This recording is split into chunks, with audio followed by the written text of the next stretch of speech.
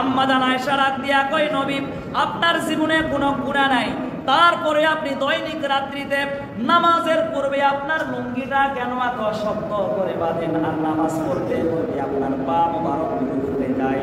নামাজের পরে আপনি দুই হাত তুলে আল্লাহর কাছে কান্না করে করে দোয়া করেন, আল্লাহুম্মা ইন্নী আউযু বিকা মিন আযাবিল কুবুর, আল্লাহুম্মা হাসিনা হিসাবাই ইয়াসির। আপনি আল্লাহর কাছে বলেন, ওগো আল্লাহ, কবরের ভয়াবহ আযাব থেকে আমাকে হেফাজত করো, আর হিসাব নিকাশ আমার জন্য তুমি সহজলভ্য করে দাও। ওগো নবীজি, আপনার জীবনে এত চুল পরিমাণ কোনো গুনাহ নাই, তাইলে এমন কথা এমন দোয়াগুলো আপনি আল্লাহ তাবারক তাআলার কাছে কেন করেন একটু বলে যান। নবীজি ডাক দিয়া কয়, আয়েশা তুমি শোনো, আল্লাহ রাব্বুল আলামিন আমাকে বেগানা মাসুম করে দুনিয়ার জমিনে পাঠায় দিলেন। শুধু বেগানা মাসুম নয়, আমি সারা পৃথিবীর সমস্ত মাখলুকাতের জন্য রহমত হিসাবে দুনিয়াতে প্রেরণ হয়ে গেছি। খুশি হয়ে কোন মারহাবা। শুধু দুনিয়াতে আল্লাহর নবীর রহমত নয়, আল্লাহ তাবারক তাআলা সূরা ফাতিহায় বলতেছেন আলহামদুলিল্লাহি রাব্বিল আলামিন। যাবতীয় প্রশংসা একমাত্র সে আল্লাহর জন্য। প্রশংসার হকদার, দাবিদার, একচ্ছত্র মালিক সে আল্লাহ, যিনি হচ্ছেন প্রত্যেকটা জগতের মালিক। আলাম মানে জগৎ, মায়ের পেট একটা জগৎ, দুনিয়া একটা জগৎ, কবর একটা জগৎ, হাসর একটা জগৎ, জান্নাত একটা জগৎ, জাহান্নাম আর একটা জগৎ। জোরে বলেন ঠিক কিনা? আল্লাহ বলেন প্রত্যেক জগতের মালিক হচ্ছে আমি আল্লাহ। রূহের জগতের মালিকও আমি ছিলাম আল্লাহ। তাই তো তোমাদেরকে বলেছিলাম আলাস্তু বিরাব্বিকুম, আমি কি তোমার প্রভু নয়? আমরা তখন স্বীকৃতি দিয়েছিলাম ক্বালু বালা, ওগো আল্লাহ হ্যাঁ নিশ্চয়, আপনি ছাড়া আমাদের প্রভু আর কেউ নাই। খুশি হয় কোন সুবহানাল্লাহ। আল্লাহ পাক বলেন আমি যতটা জগতের মালিক, ওয়ামা আরসালনাকা ইল্লা রাহমাতাল লিল আলামিন। নবীর ব্যাপারেও আল্লাহ তাবারক তাআলা আলাম শব্দ ব্যবহার করলেন, অর্থাৎ নবীও ততটা জগতের জন্য রহমত স্বরূপ। খুশি হয়ে কোন সুবহানাল্লাহ।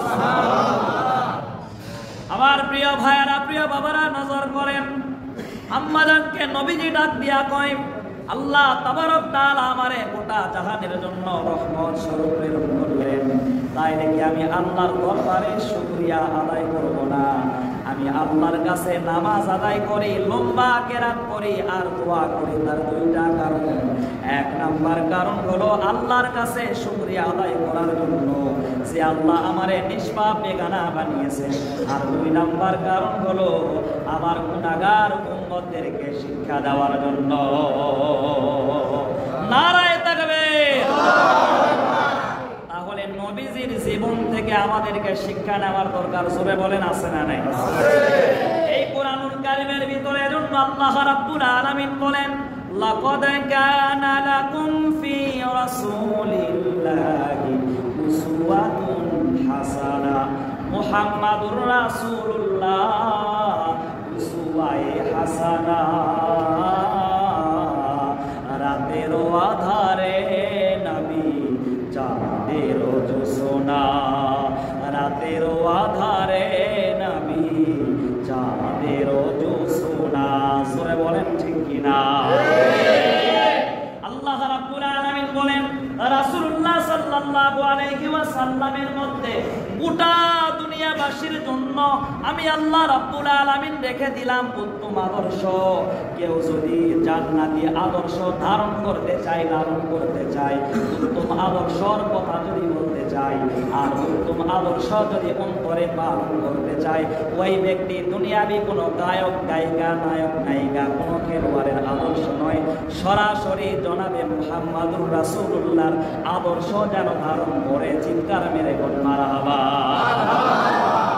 আমার প্রিয় ভাইরা, প্রিয় বাবারা, তাইলে মুমিন বান্দার দুই নাম্বার গুণ হলো নামাজে মুমিন বান্দা বিনয়ী হবে। আল্লাহর পয়গম্বর যেমনে নামাজের ভিতরে বিনয়ী ছিলেন, শুধু আল্লাহর পয়গম্বর নয়, সাহাবায়ে কেরাম গুলো নামাজকে কত ভালোবাসতেন। আল্লাহর পয়গম্বর শুধু নয়, সাহাবায়ে কেরাম গুলো নামাজের ভিতরে কত বিনয়ী ছিলেন, কত নম্র ছিলেন। সাহাবীদেরকে কত বিক্ষত করা হয়েছে পীর পীরে, তারপরেও এক মুহূর্তের জন্য সাহাবায়ে কেরাম জান দিতে রাজি, নামাজের নিয়ত ছেড়ে দিতে তারা রাজি না। তো সিরাতের কিতাবের ভিতরে এসেছে কোন এক জিহাদে আল্লাহর পয়গম্বর এক ঝাঁক সাহাবায়ে কেরামদেরকে নিয়ে ইসলামের বিজয় অর্জন করে কালেমার পতাকাটা হাতে নিয়ে কালিমাতুল্লাহি হিয়াল উলিয়া, কালেমার পতাকা কালেমার ঝান্ডাটা সামনে নিয়ে নারায়ে তাকবীর আল্লাহু আকবারের স্লোগান দিয়ে আসছিলেন। তো প্রতিমধ্যেই গভীর রাত লেগে গেল। নবীজি ডাক দিয়ে বলেন, এ সাহাবায়ে কেরাম শোনো, এই গভীর রাত্রিতে আর পথ চলা আমাদের জন্য সম্ভব নয়, সুতরাং তোমরা এই মরুতে তাবু গাড়ো। এইখানে তাবু গাড়ার পরে রাত আমরা গুজার করব, সকাল হওয়ার পরে আবার আমরা আমাদের মদিনার দিকে চলে যাব। রাত্রিতে আমাদের জন্য যাওয়াটা সুবিধার কারণ নয়, কিন্তু সাবধান, নিশ্চয় বেঈমান এবং কাফেরেরা আমাদের প্রতি রাগান্বিত হয়ে আছে, কারণ মুসলমানদের বিজয় হয়েছে। জোরে বলেন ঠিক কিনা? মুসলমানদের বিজয় দেখলে কিছু কিছু মানুষের চুলকায়, এমন মানুষ জোরে বলেন আছে না নাই? কথা কয় না, জোরে বলেন আছে না নাই? ইসলামের কথা, কোরআনের আইনের দিকে ডাকলে, রাসূলুল্লাহর চরিত্রের দিকে মানুষদেরকে আহ্বান করলে কিছু কিছু মানুষ আমাদেরকে গালিগালাজ করে, এমন মানুষ জোরে বলেন আছে না নাই? কথা কয় না, জোরে বলেন আছে না নাই? সেসব গুজবে কি কান দিবেন নাকি আল্লাহওয়ালা, মুত্তাকি, কোরআনওয়ালা, নবীওয়ালা কাজগুলো আমাদের করে যেতে হবে? কোনটা? কোরআনের সাথে রাসূলের পক্ষে সাহাবায়ে কেরাম সামনে জান এবং মাল দিয়ে, বুকের তাজা রক্ত এবং কলিজা দিয়ে ইসলামকে উজ্জীবিত করার জন্য তারা চেষ্টা করেছে। আমরা সকলে পারবো তো ইনশাআল্লাহ? আওয়াজ করে বলেন ইনশাআল্লাহ। আমার প্রিয় ভাইরা, প্রিয় বাবারা, নজর করেন। তাইলে এই কথাটা বলে শেষ করে দিব। নবীজি ডাক দিয়া কয়, সমস্ত সাহাবায়ে কেরাম কিন্তু ঘুমায় গেলে চলবে না, অবশ্যই তোমরা দুজন করে পাহারাদার হয়ে দাঁড়ায় যাও। দুজন দুজন পাহারাদার তোমরা দাঁড়াবা, আবার 1 ঘন্টা করে পাহারা দিয়া যখন তোমাদের বাড়িটা শেষ হয়ে যাবে, আমি নবীজিকে তোমরা ডেকে দিবা। সাহাবায়ে কেরাম বলেন, নবী আপনি তো আমাদের সরদার, আপনি আমাদের নেতা, আপনি আমাদের আকা, আপনি আমাদের সাইয়্যিদ, তাইলে আপনি কেন পাহারা দিবেন? আমরাই তো এটার জন্য কাজ, আমরাই তো যথেষ্ট। নবীজি ডাক দিয়ে বলেন, দেখো মহাশরের ময়দানে আমি নবী যদি আজ পাহারা না দিই, আল্লাহর সামনে কেমন করে আমি মুখটা দেখাবো? খুশি হয় কোন? আল্লাহু আকবার। আল্লাহু আকবার। নবীজির অন্তরে কত দয়া, কত মায়া, শুনলে অবাক হয়ে যাবে। সমস্ত নবীদেরকে আল্লাহ দুনিয়াতে একটা স্পেশাল দোয়া করতে বলেছিলেন, প্রত্যেকেই তাদের দোয়াটা করে ফেলেছেন। একমাত্র আমাদের নবী, তিনি দোয়াটা রেখে দিয়েছেন যে কিয়ামতের ময়দানে করবেন কি দোয়া? গুনাহগার উম্মতদেরকে যখন জাহান্নামের আগুন এসে আঘাত করবে, আল্লাহর নবী তখন সিজদায় পড়ে যাবেন, বলবেন, ও আল্লাহ, স্পেশাল দোয়া তোমার অন্তরে করে গেলাম, আমার গুনাহগার উম্মতদেরকে জাহান্নামে দিয়েন না, গুনাহগার উম্মতগুলোর জন্য জান্নাতের দরজা খুলে দেন। খুশি হয় কোন? আল্লাহু আকবার।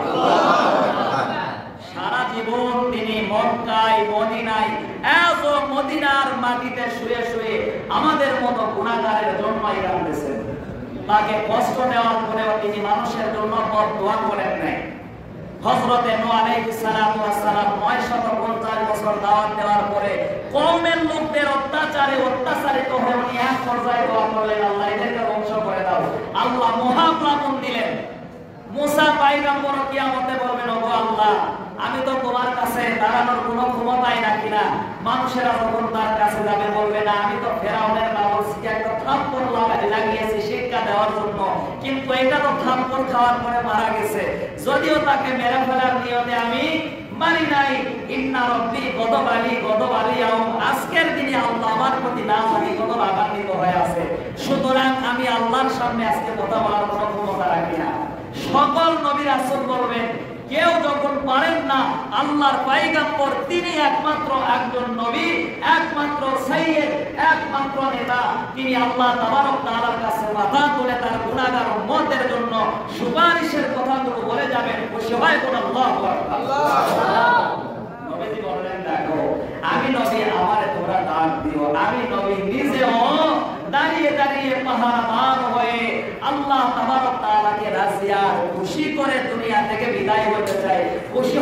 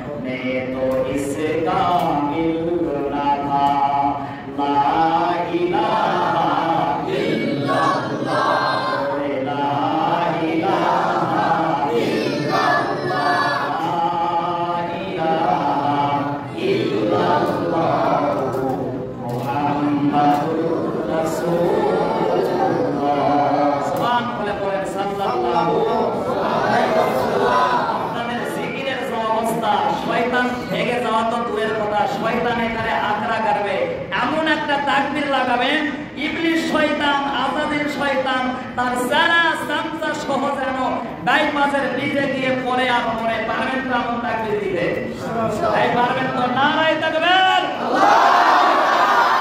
আমার মনে হয় 7 দিনে এই জায়গায় শয়তান আসবে না। জোরে বলেন ঠিক কিনা?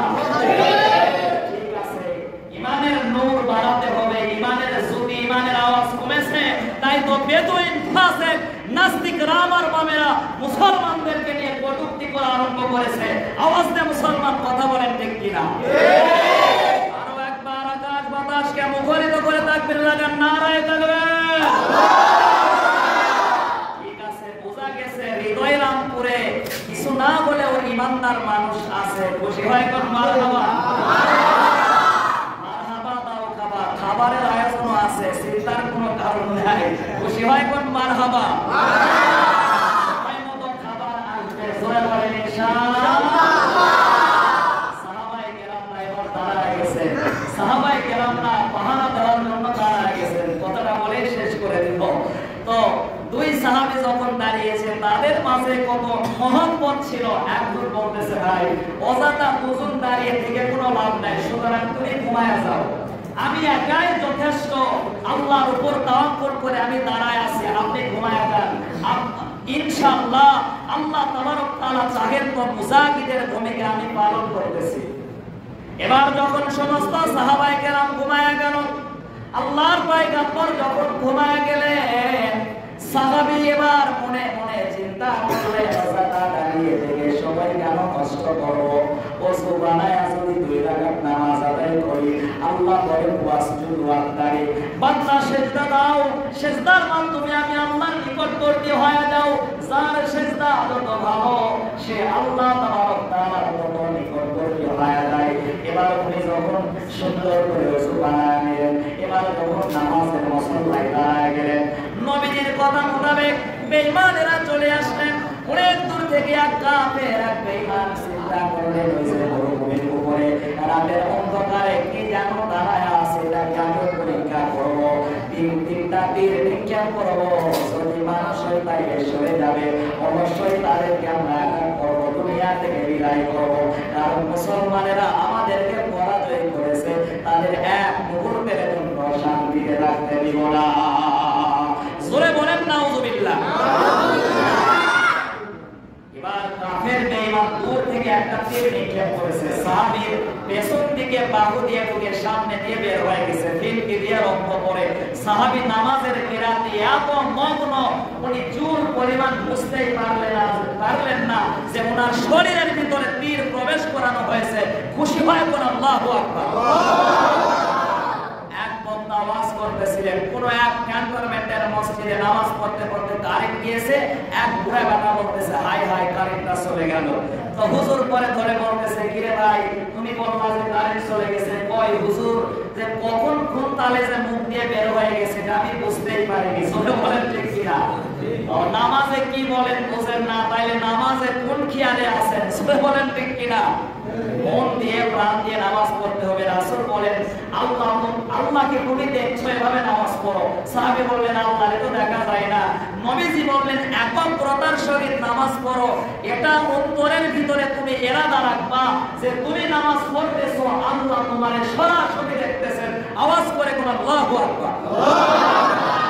আমার প্রিয় ভাইরা, প্রিয় বাবারা, এবার আরেকটা তীর যখন নিক্ষেপ করলেন, বাম বাহুতে ঢুকে গেল। তিনটা তীর যখন নিক্ষেপ করলেন পেছন দিক দিয়ে, পিঠ দিয়ে ঢুকে এবার মুখ দিয়ে যখন বের হয়ে গেল, ফিনকি দিয়ে রক্ত পড়া আরম্ভ হলো। তারপরে সাহাবী নামাজ ছাড়লেন না। অপর ভাই যখন জাগ্রত হলেন, তার শরীরের রক্তের ফোঁটা যখন তার চোখে পড়ল, জাগ্রত হওয়ার পরে তারে ডাকতেছে, ভাই তোমার এমন অবস্থাটা করলো কি? একবারের জন্য কেন তুমি ডাক দাও নাই? এবার নামাজ থেকে যেই ব্যক্তিকে ডাকতেছে, মনে হয় সেই ব্যক্তি ডাকে সেই ব্যক্তি ক্ষত বিক্ষত হয়েছে, আর সেই ব্যক্তি ক্ষত বিক্ষত নামাজ পড়তেছে, ওই ব্যক্তি তীরের কোনো আসর টের পায় না। নামাজ থেকে যখন উনি ফারেক হলেন, নবীজি বললেন, এত কষ্ট তোমারে দেওয়া হলো, তারপরেও তুমি কেন আমাদেরকে ডাকলে না, আমাদেরকে বললে না সাহাবীরা দিয়া কয় নবী গো নামাজের ভিতরে রাতের অন্ধকারে এমন ভাবে কেরাত শুরু করছিলাম আমার আল্লাহ সরাসরি শুনছিলেন, আমার আল্লাহ সরাসরি শুনছেন আমি কোরআন পড়ছি আর কোরআনুল কারীমের তেলাওয়াতে এত বেশি মজা, আমি নামাজের ভিতরে কোরআনুল কারীমের তেলাওয়াতে এত শান পাচ্ছিলাম, আমাকে তিনটা তীর দিয়ে দ্বিগুণিত করো, আমার পুরা পরিসরের যদি কেটে কেটে টুকরা টুকরা করে দেওয়া হতো ওই কাবার মালিকের কসম কেটে বলতেছি এক মুহূর্তের জন্য নামাজ ছেড়ে দিতাম না। আওয়াজ করে কোন আল্লাহু আকবার। করে ঘুমাও যুবক, কেমন করে ঘুমাও যুবক, ফজর দিয়ে বাজা এমন তো হতে পারে যোহরে জানাজা তোমার, এমন তো হতে পারে যোহরে জানাজা। মুসলিম হয় না জন্ম নিলে মুসলমানের ঘরে, মুমিন কাফের তফাৎটা হয় নামাজের উপরে। এই জীবনে নামাজ যেন, এই জীবনে নামাজ যেন হয় না কবু কাজা, এমন তো হতে পারে যোহরে জানাজা তোমার, এমন তো হতে পারে যোহরে জানাজা। জানাজা আসার আগে আল্লাহ যেন 5 ওয়াক্ত নামাজে দায়েম কায়েম থাকার তৌফিক দান করেন। খুশি হয় তো আল্লাহুম্মা আমিন। আলোচনা করেছি আল্লাহ তাবারক তাআলা আমাদের সকলকে যেন আমল করার তৌফিক দান করেন। যদি আলোচনার মাঝে আপনাদের মন করে কষ্ট দিয়ে থাকি তাহলে নিজের সন্তান মনে করে আমারে ক্ষমা করে দিন, পারবেন তো ইনশাআল্লাহ। পরিশেষে আপনাদের সকলের জন্য আল্লাহর কাছে দোয়া করে আমার জন্য আপনাদের কাছে দোয়া চেয়ে এখানে সংক্ষিপ্ত বক্তব্য শেষ করছি। ওয়া মা আলাইনা ইল্লাল বালাগ ওয়া আখিরু দাওয়ানা আলহামদুলিল্লাহ। আসসালামু